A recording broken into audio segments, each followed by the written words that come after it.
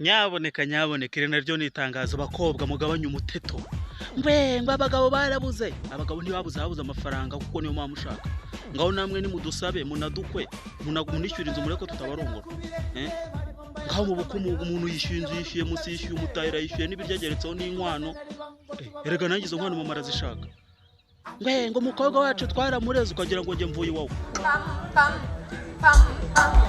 Hey, everybody come, we gonna pray, we gonna sing, we gonna sing, we gonna take it, each one of you, we gonna shake it, the whole nation, we gonna day to read the way, in the song, right, be a member of Radio Beach,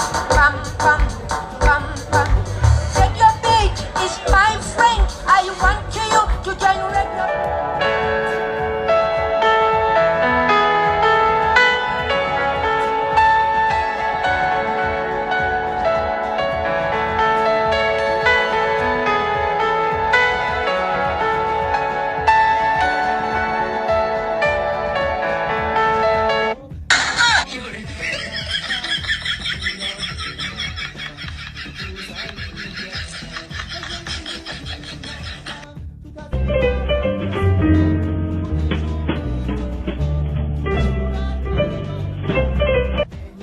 na mfano mzuri ni sisi Tanzania.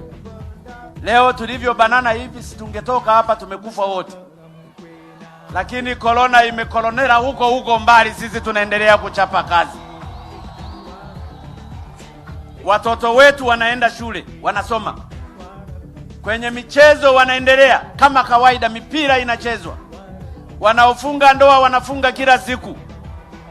Corona imepotelea mbali. Harekibindangaza nkifatira Yesu tukabana karamata iyo mbimenya